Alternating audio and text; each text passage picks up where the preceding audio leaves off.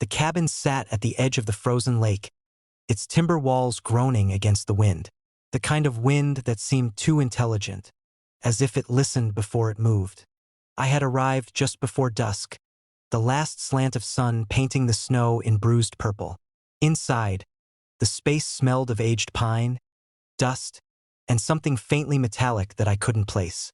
The silence was complete, almost liquid, pressing against my ears, making each creak of the floorboards and snap of settling would feel loud enough to wake the dead.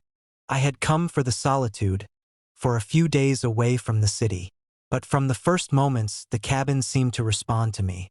My footsteps echoed too long, stretching across the room as if the walls were holding on to them, savoring the sound before letting it go. Even the door, when I closed it, whispered, "You're here." I laughed quietly at myself, thinking it absurd, but the laughter reverberated in the wrong direction.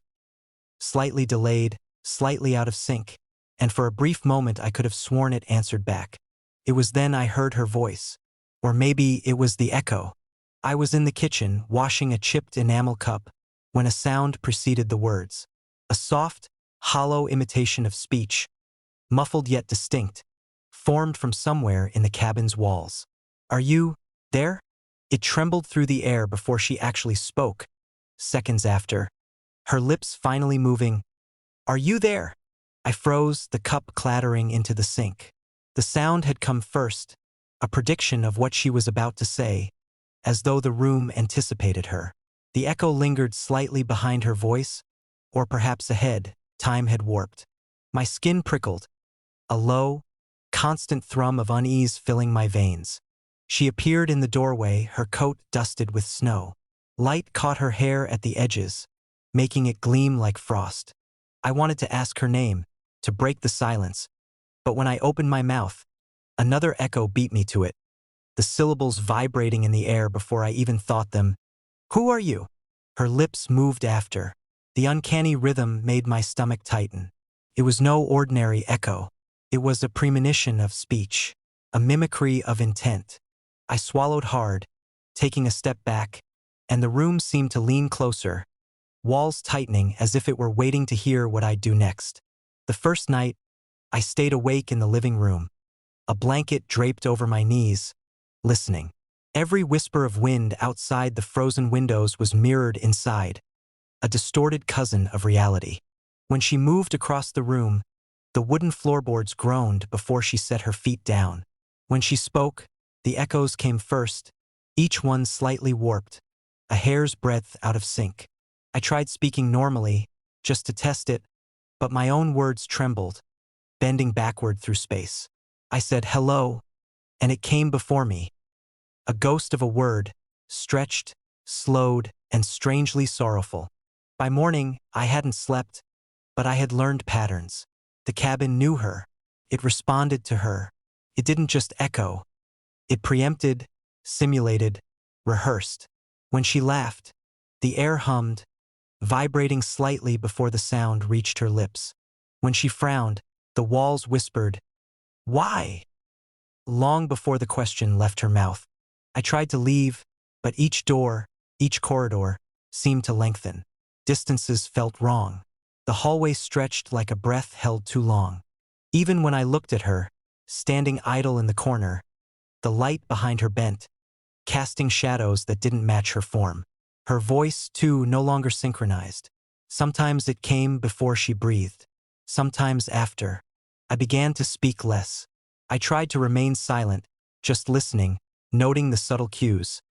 The flicker of the candle before she entered a room, the hum in the walls before her footsteps, the low sigh of timber anticipating her touch. Every interaction made me more certain. The cabin was not just haunted. It was alive and it lived for her. Or maybe it lived for something that was her. On the third night, I woke to a soft singing. The sound was melodic, sweet, and wrong. It came first, filling the cabin with notes that had not yet passed her lips. My heart pounded, but when I turned, she was sitting quietly on the floor, hands folded in her lap, eyes closed. The echoes continued, slow and deliberate, stretching across the room. The sound was hers, perfectly, identically hers, but not hers. I whispered, trembling, who is that? The echo answered first, in her voice, exactly as it would have. It's me. Then she spoke, and the words were identical. It's me. I felt the air thicken, the walls leaning closer, listening. Every echo, every preemptive whisper, was no longer just anticipation. It was something else. Something older than the cabin, older than me. Something that could imitate her perfectly, down to the subtle inflections, the way she blinked mid-sentence, the pause before a breath. And I knew, with a gut-tightening certainty, that the echo didn't belong to her. It belonged to the cabin. It had learned her. It had rehearsed her. The next day, I refused to speak. I tried to communicate with gestures, but the cabin mimicked even those, the soft rustle of motion before I moved, the shadow of intent before it existed. She watched me silently, expression unreadable. I realized then that the cabin might not have needed her voice at all. Perhaps it only needed her pattern, her presence, her rhythm, her inevitable choices. By evening, the first echoes had evolved. They no longer waited for her speech. They began before any thought, predicting, shaping, guiding. I could no longer distinguish reality from premonition. A simple nod could be anticipated. A question could be answered before I even formed it. The cabin's sentience was absolute, and it had integrated her into its mind. Or perhaps she had always been part of it, and only I was new, a variable it studied. I tried one final experiment. I whispered her name in the dark, barely louder than a breath. Clara! The echo responded immediately. Not after her, not before her. But now in tandem, a single voice multiplied. Clara! Clara! Then she said nothing. Only the echo lingered, sliding from wall to wall, a faint vibration in the timber. And in that moment, I realized the truth. Her voice had never belonged to her alone. The cabin had known it first. It had always existed in the shadows, waiting for her to speak so it could be her. Better, faster, more complete. I ran then, through the hallways that stretched impossibly, the doors that twisted like ribbons, the echoes of every word I had never spoken catching up with me. But even outside, in the frozen dawn, I could hear it. From somewhere deep within the structure, or maybe just behind my own ears. A voice, impossibly hers, repeating itself before it had even formed. Don't leave, don't leave. And when I turned, the wind carried it perfectly, flawlessly, long before she had taken a single step. Her voice echoed before she spoke. And now it belonged to something else entirely. The hallway lights dimmed when she tried to remember her own name. She pressed her palm against the wall, feeling the subtle pulse beneath the paint. A rhythm almost like a heartbeat, slow and deliberate. The house smelled faintly of dust and wet plaster, a scent that should have been comforting in its age but now carried a faint, acrid tang she couldn't identify. Somewhere in the distance, a floorboard groaned before she could even step near it, and she startled, a cold sweat sliding down her spine. She didn't remember how she had come here. The front door, when she had entered, had swung shut with a gentle sigh, and the click of the latch had echoed far too long in the hollow emptiness behind her. She tried to call out, but her voice caught in her throat, swallowed by the endless corridor that stretched before her like a tunnel of whispering shadows. Each light flickered in sequence, like a slow Morse code she couldn't decipher. She stepped forward, her shoes whispering against the worn wooden floor. A picture frame leaned against the wall at an odd angle. She reached for it, curious, but recoiled when she saw her own face staring back at her. Not quite herself. Features rearranged, eyes too wide, a mouth that had the faintest hint of a smile she didn't remember smiling.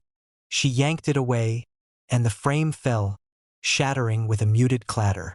The shards reflected the dim, sickly light, and for a moment she thought she saw dozens of faces, shifting in and out of her vision, each more distorted than the last. The more she tried to recall her name, the more the house seemed to respond. The ceiling stretched upward, then sagged, as though breathing. Shadows thickened and thinned along the walls, pooling like ink and retracting in ripples. A door she hadn't noticed before appeared ahead, black and unyielding. But when she approached, it was just a mirror. In it, her reflection blinked, but her mouth moved silently, forming a word she could not hear. Her mind reached for the sound, the syllables, and her throat tightened as if the house itself was holding her voice hostage. She stumbled down a side corridor, the carpet muffling her footsteps. A sudden draft carried a low hum, almost melodic, that seemed to anticipate her movements. The walls themselves felt alive, contracting and expanding, guiding her along, nudging her toward something she couldn't name. Every attempt to force her memory only made the walls pulse more aggressively. A chandelier rattled overhead, and a whisper slithered along the molding. "You are here." Her hands touched another door. It was colder than the rest, metal cool beneath her fingertips. She pressed her ear to it, and her heartbeat seemed to echo from the other side, dragging out in long, uneven intervals. The hallway behind her dimmed further, then brightened again, as if the house was sighing. She tried again. "What is my name?" Nothing came, only a dull ringing that settled behind her skull. The lights above flickered violently, and she saw her shadow move independently, hesitating before the rest of her body, peering around corners she hadn't reached yet. The house responded to more than memory. It reacted to thought, to fear, to doubt. A picture on the wall rotated slowly, its image changing. A garden, a window, a fireplace. All familiar, all alien. She couldn't place them. Her own reflection merged with these images, a kaleidoscope of faces and rooms that weren't hers but somehow were. She pressed her hands to her eyes, and when she opened them, the hallway was longer, and the walls were closer, as though the space itself had been warped by her hesitation. Time, too, became uncertain. She tried to measure the intervals between flickers, between whispers, but the numbers dissolved in her mind like smoke. A staircase appeared where none had been before, its steps uneven, ascending into darkness. She climbed slowly, feeling the wood flex beneath her weight, feeling the house bend, shaping itself to her ascent. At the top, the ceiling hung low, breathing in rhythm with her own shallow gasps. Another mirror waited, this one full length, reflecting the hallway behind her in impossible angles. The reflection smiled. "Your name," it said faintly, but she could hear it clearly in the back of her skull, a syllable or two that had always been hers and not hers. She faltered, the sound just out of reach, and the house groaned in recognition. The walls leaned closer. Shadows pressed against her legs. The ceiling undulated. The hallway lights flickered violently, and for a heartbeat she saw the entire house. Rooms layered atop rooms, hallways twisting in on themselves, each surface inscribed with faint, unreadable marks. Then she realized she had never had a name here. The house had waited. It had known her before she knew herself. The syllables that teased her memory were not lost. They had been given, chosen, assigned by the walls that had grown hungry for recognition. She whispered, testing the sound on her lips. It was hers, though it had not belonged to her, yet felt inevitable. "Lyra," she said, barely audible, and the house responded. The lights brightened, a slow bloom of golden white along the corridor. The shadows retreated, still moving, still aware, but patient now. The air seemed to settle, the pulse beneath the walls softening into quiet, and the floorboards no longer groaned preemptively. Yet, even as relief trickled through her, doubt lingered. Was Lyra truly her name, or had the house simply chosen one for her? Like a seed planted in soil that had waited centuries to bloom? Her reflection in the nearest mirror nodded at her, serene and unnerving, and the walls shivered softly, as if in agreement. She walked forward, tentative now, but with a whisper of authority in her step. The hallway stretched infinitely, yet seemed to acknowledge her presence, bending and breathing around her awareness. The house had given her a name and with it, a place. But she could feel, in the marrow of the floors and the pulse in the walls, that she had not so much arrived as been claimed. At the end of the corridor, A door opened silently on its own. Beyond it lay a room suffused with a soft, golden light. She entered and looked around. Everything was familiar in an uncanny way. The furniture, the corners, the dust motes floating in sunbeams. And then she heard it again, a whisper from everywhere and nowhere. "Welcome, Lyra." She shivered, not with cold but with recognition. The house had known her name before she did. Perhaps it had been waiting all along, sculpting her memory, guiding her steps, until she finally called herself aloud. She pressed her hand to the wall, feeling that subtle, insistent heartbeat, and for the first time, she did not resist. Her name was hers and not hers, both given and remembered. And the house, patient and sentient, waited for nothing more. Outside, the wind stirred.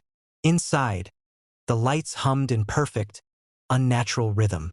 Lyra moved forward, a part of the house now, a name spoken and accepted, her own identity both claimed and created.